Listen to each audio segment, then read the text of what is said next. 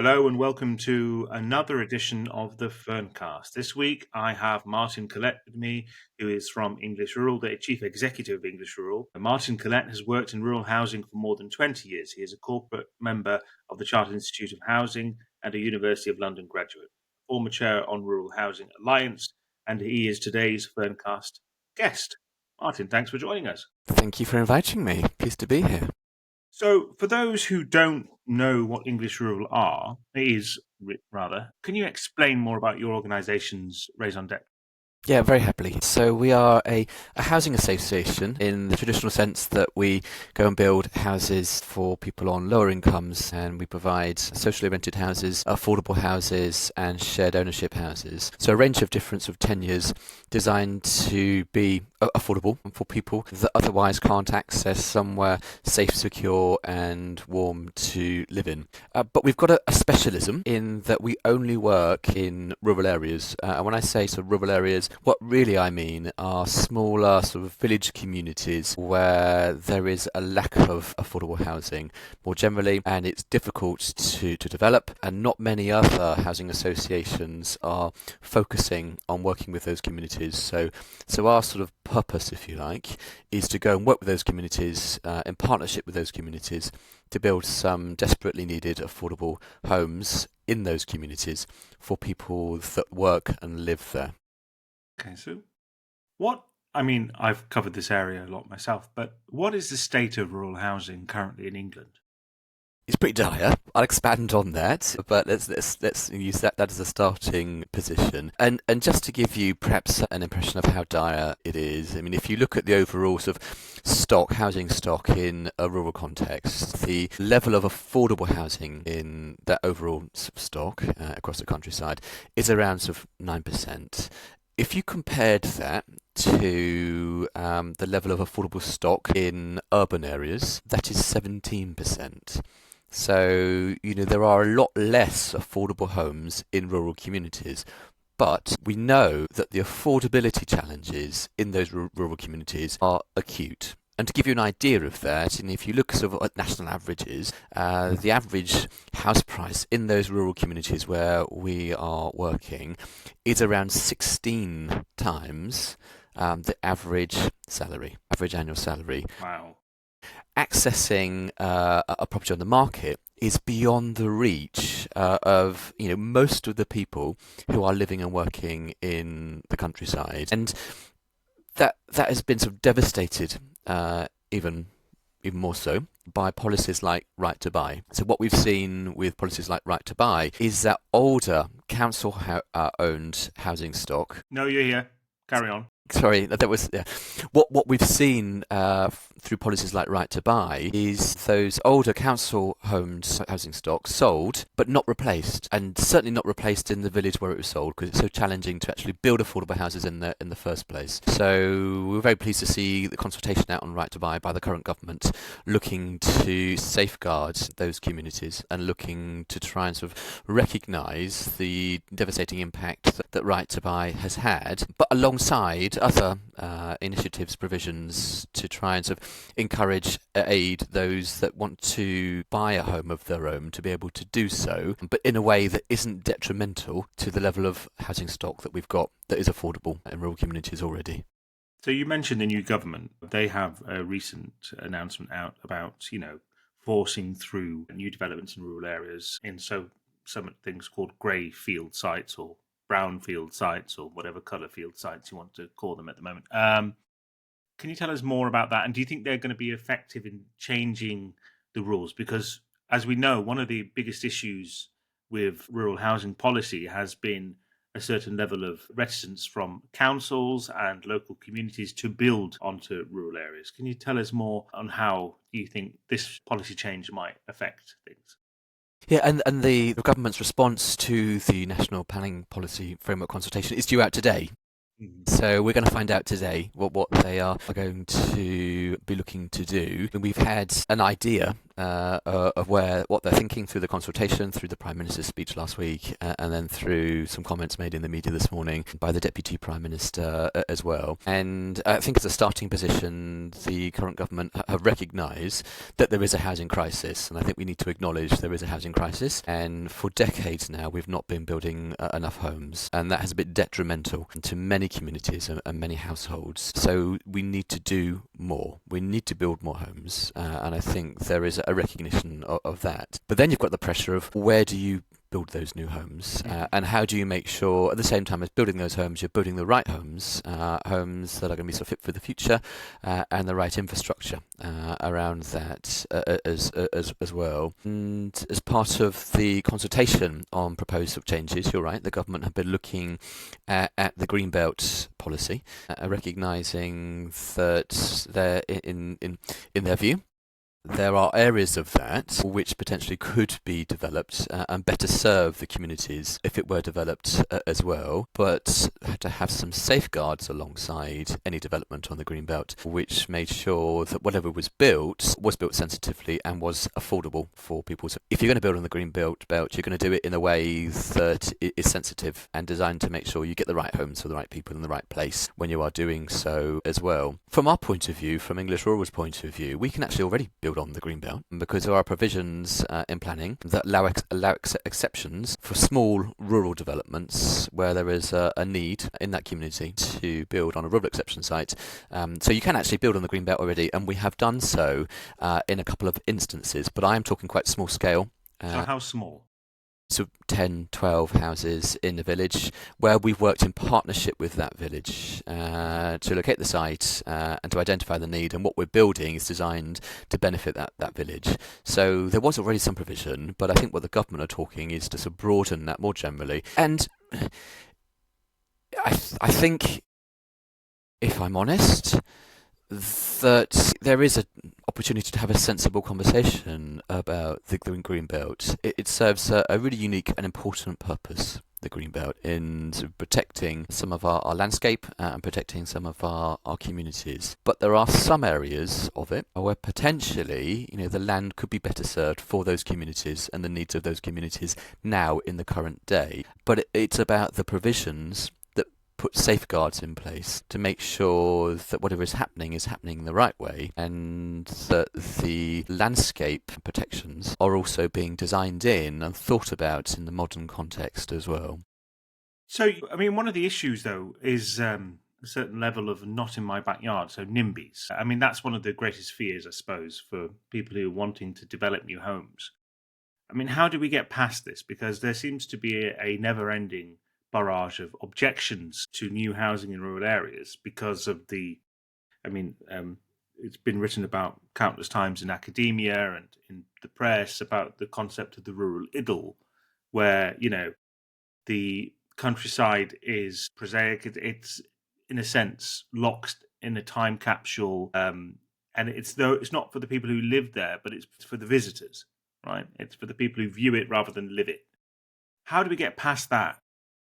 Yeah, and I completely agree with you in where we've ended up with the countryside, and we've seen this of decline. We've seen pubs close, shops close, schools close, bus services unfinished. We've seen a much older demographic, and we've seen that those households and individuals that are working in that community, providing services in that community, are being priced out of that community. And I think that our starting point at English Rural is a thriving rural community needs to have a mixture of income earners, needs to have a mixture of age groups, and I think it's having that conversation with those communities to say, if we're going to survive into the future, if you're going to have the services that you want, if you're going to have the care that you want, if you're going to have that diversity that you want, we need to build more houses. We can't just put up the drawbridge and say, right, that's it, we're not building anymore. But I think we need to approach it in a sort of sensitive way. I mean, we're quite lucky here at English Rural because what we are talking about is fairly small in scale. We're going into a village and we're building some 10, 12, homes in each village. But if you scaled that up across the whole of England and looked at every sort of village and did that, you're still talking talking around sort of 70, 80,000 houses. It's not going to solve the housing crisis per se for the whole of the country, but it will have a big impact on the numbers that are needed. It will have a big impact in those communities where actually we know that we need to build some houses, and all we're talking about is, half an acre of a field on the edge of that village, designed sensitively to fit in partnership with that community. And I think there is a risk that you will pitch in the drive to sort of build volume, you'll pitch yourself against the communities, and I think that is going to create some complexities and some challenges. And in my experience of going in and working with communities, throwing open the village hall doors and showing them, the plans for building more houses, actually, if you start to have a sensible conversation about the benefits of building, about building at the right scale, with the right infrastructure, the right design, most of the public are fairly sensible. They'll look at that and think, okay, yeah, we get it. We know we need to build some more houses. Can we have a bit of input into it? Can we have some reassurance around what they're going to look like, where they're going to be? That things are going to be sort of positive coming out of that. Yes, there'll be some trade-offs, in terms of where you're going to build it, land use, etc. But most people are sensible and they think, okay, got it. That's not everybody. There will always be that element that will not want anything built at all, and I understand that point of view. But as a chief executive of a housing association, where I see people facing homelessness, sleeping rough in houses that are not suitable for their needs, causing them some medical complications, whatever it may be, my job is to think about those individuals and thinking about creating an equitable society and building housing to help those individuals to have somewhere safe, warm, secure that they can afford to live in the community where they're anchored, where they live, where they work, where their families are. And to do so, we're going to have to build some houses. And there are going to be elements of that community that will not want it, will not be happy with it. And I think we're just going to have to accept that, sorry, I understand your point of view, but we need to be an equitable society and think about everybody, and we've got to build some houses. Do you think it's a generational issue? No, I don't, actually. And in my direct experience, when I go in to those communities, there is no sort of hard and fast rule about who's going to welcome you and who's actually not going to welcome you. And across the sort of age spectrum of those communities, the conversations we're having, then no, I don't think it's an age thing. And certainly, I think, talking to some of the older demographic, they've seen this before, whether that was in post-war or, they've recognised the pressures. They see their grandchildren having to move away because they can't afford to live near them. They see the younger households not having those opportunities that they had to access a house in their community where they want to live. So I actually don't think it is an age. I think that what we also see is certainly, that the younger households, they are genuinely struggling to afford somewhere to live. And they don't have access to the same opportunities because the cost of renting and buying a house is now so extraordinary, it's gone beyond the realms of affordability for even households on a modest income. When we talk about, low-income households not being able to access affordable housing, it's not just low-income households now. It's households on moderate or even high incomes. That the affordability ratio is so acute, it's affecting a whole spectrum now. Did they not say that in the 4 nations of the UK, only Northern Ireland is now the affordable one? I mean, if you go on their local Rightmove, because they don't use really Rightmove in Northern Ireland, they use one called Property Pal. And if you look at the value of those homes, it's quite shocking because it's in pounds, and then you realise how much more we're paying. And I know we're in different parts of the country. You're in the south and I'm in the north. But relatively speaking, house prices in England have been shooting up across the board in most places, and especially in rural areas or areas of outstanding natural beauty, or however they want to define them now. Do you not think that the issues are somehow regional specific, or do you think it could be a much broader problem across the entire rural country? I think it's a much broader problem. I think you've got pockets where it's worse, but I think it's a problem across all of our rural communities, and I hear that talking to my peers at other housing associations. There are other housing associations do exactly what we do, all up and down the country, and I hear it talking to them, whether it's an AOB, AOMB, a national park, wherever it is. Affordable rural housing is simply missing, and there isn't enough of it, and we see that through. There's 300,000 people on rural housing waiting Really? lists. Wow. We did commission some research from the Universities of Kent and Southampton back in 2022, and they found between 2018 and 2022, rural homelessness had increased by 115%. Perception is, it doesn't exist in rural areas. I can tell you it does. You just don't see it. It's well hidden. It's dispersed, but rural homelessness was increasing at a faster rate than it was Wow. in urban areas. And yet these individuals, these people who are facing homelessness or facing the prospect of rough sleeping, don't have access to the same support networks, same services, same outreach, and because of the way that we count, if you're living in a rural area, sleeping in your car or got a tent in a wood, you're not going to be counted because you won't be seen. So it's a Yeah. problem that's not seen and overlooked. So we know it exists up and down the country because evidence tells us that it does. Do you think increasing rural deprivation may spell the end of rural communities in general? I mean, because if you do a quick search, let's say, Windermere or Coniston or, somewhere in the Lake District where I am, right? And you look at Rightmove versus rentals and Rightmove versus Airbnbs, and then you notice there are sometimes 20 times more properties for rent in that town or that village.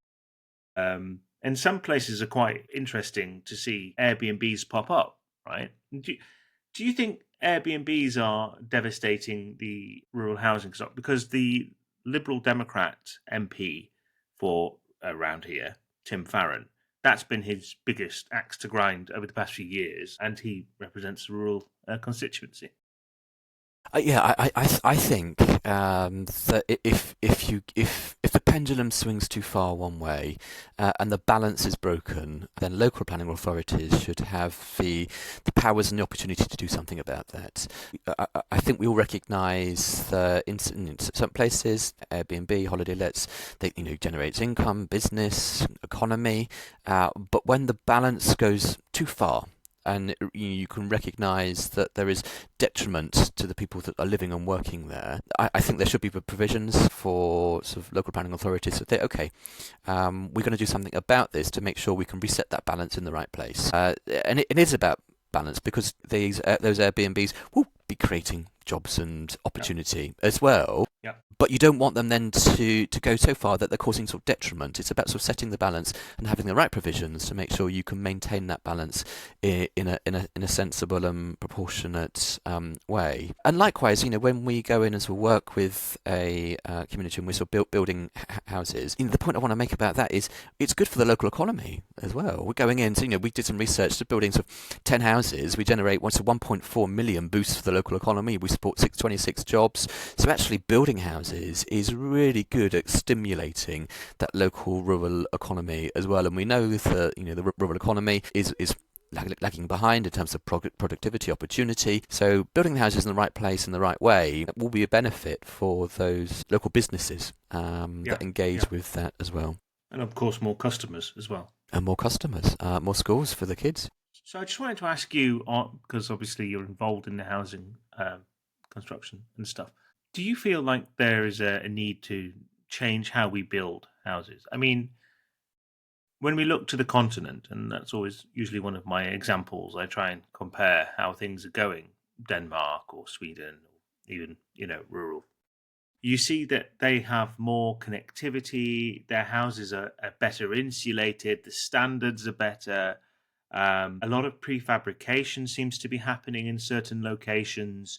Are we building wrong? I think we're making great gains in terms of the standard and quality of homes that we are sort of building now. And I fully expect, when the government later today releases details on the MPPF, we'll hear more about that in terms of, where the future standards are going to be as well. And I think, Do you think that they're is going to improve them, though? Do you think it's going yes, to be? yeah. I think we have to. I think we have to. Scotland's already, they've what was it? They've instilled the rule: solar panels on all new houses. I don't think that's actually set here yet, is it? It's not, but we can see that the standards are progressing, certainly in terms of energy performance, because we know that they need to. We know we need to sort out the legacy stock and bring that up to scratch, but also we know we need to invest up front when we're building in the quality homes that are going to serve us in the future as well. And it's cheaper to do it when you're building them than come back later and look to try and do something retrospectively as well. And I think that a lot of us in the industry have been looking at how we can accelerate that and what we can do in terms of the quality and the standard and the design. So building beautiful as well as for building, environmental quality as well. And I think we could probably learn a lot from what happens on the continent. I don't know why we can't get it right in the UK. We're doing much better than we were, but I don't know why we can't get that sort of prefabrication and that modular approach. And I think one of the challenges that will come in delivering the targets that we're going to see is not just about sort of getting enough planners to get things through the system and speeding up the planning process. It's actually about having the right expertise, skills, experience as well, to have the knowledge to build in the right way, at the right pace and the right scale, and it's going to take time to get there. So I'd like to see, the government sort of giving some thought to that as well, in terms of how are we going to make sure we are investing in the businesses and the skills, in the innovation that we need to make sure that we are driving that change in terms of the quality and the standard of housing and the production of housing and the pace at which we can sort of get houses built. And that's really important because, we live in a climate where it's wet quite a lot of the year, and actually that slows things down on site. So if you can get things happening rapidly off site, it does make things easier. That is a challenge in a rural context, I'll tell you, because you don't necessarily have the scale to do that. Even practically accessing some of the sites with modular can be really sort of challenging as well. If you're working with SME builders, they might not have the right expertise. Contractually, you're then sort of cutting it in a more complex way, which creates its own sort of dynamics and challenges. So I don't think we're there. And I think it's going to take time to enhance. But certainly I think we should be looking to take the best of what others are doing and using that knowledge to progress what we're doing. And on community cohesion, I mean, you work with several different parish councils and different community groups to get projects across the board. How have they reacted to your proposals for new houses? I mean, generally speaking, when we go and we talk to a parish council, we know we're pushing an open door. Those parish councils are acutely aware of the challenges facing the individuals living in their community, maybe affecting their own children or their own parents, but we tend to go in and have a conversation that they've already had. So we don't tend to find sort of the parish councils sort of being a blocker for us, but what we are doing, of course, is proportionate in scale and building sort of beautiful, well-designed homes, and we're doing it in a way that is more focused on sort of partnership sort of working. But what we do find is, even if we're sort of pushing at that open door, we need a bit of help to get things progressing. And with the best will in the world, if the parish council are keen and interested, that's great. But they still want a bit of a hand-holding in terms of talking to the community, engaging with the community, understanding the sort of process. So we were really pleased to see sort of last year the government commit some funding via DEFRA to support a national network of rural housing enablers. Their funding runs out in March next year, and we're looking for the government to commit around sort of £2 million via DEFRA to carry on that, because already in the short window of time those enablers have been working, and they are working nationally, so each county has one or two of them, so they're working nationally across England. They have got a pipeline of several thousand properties already coming through, and if the funding goes, that will falter, and the community will think, oh, what's the point in that? Nothing happened with that.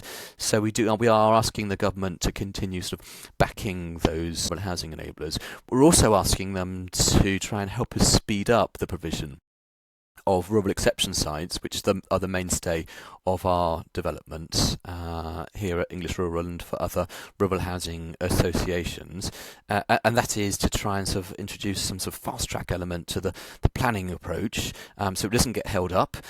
So, for example, to have a sort of national sort of development policy that we can fall back to, and local authorities don't have to invent their own one or write their own sort of slightly bespoke one, which causes sort of complexities. Or to have a passport approach where we can evidence there's a need, we can evidence that the community are supporting this. Let's try and sort of fast track this through planning, because what I can tell you is the planning delays cost a lot of money. Yeah. So when we see planning delays of up to 12 months, particularly when we've seen inflation running at such high rates, that does an awful lot to the build costs when you're talking several millions of pounds. Even on 10 houses, you could add £300,000, and that's money we've either got to try and sort of ask Homes England to help support, or it's money we're going to have to sort of borrow and try and service through the rents. So that planning process does need to speed up, and really pleased to see actually a bit of a commitment to investing in upskilling planners, getting more planners in to aid local authorities to try and sort of speed up that planning process, because it's not just a challenge for big sites, it's a challenge for small sites. Quite often the smaller sites are the ones at the bottom of the pile that get looked at last, and that causes us all kinds of costs and delays and expenses, and frustrations at community level as well. Brilliant. Well, I mean, thank you so much for joining us today, Martin. I appreciate you taking out the time in your busy schedule to have a chat with Ferncast. How can people reach out to English Rural if they're interested in properties or what your organisation does, and you yourself? Look at our website, www.englishrural.org.uk. You can find more about where we're building and what we do on that. And even if we aren't working in your area, then we can put you in touch with another housing association very similar to us who will be able to have a conversation with you. Likewise, there's a national network of rural housing enablers, so we can put you in touch with a rural housing enabler who could come and sort of talk to your community, talk to you about what they do, help you find out if there is a housing need, what the housing need is, introduce you to somebody that's done it already, so you can have a conversation, you can see the houses, you can talk to residents that live in them, and you can hear how it's changed lives and changed communities. Thanks very much for joining us today. Thank you, Dan.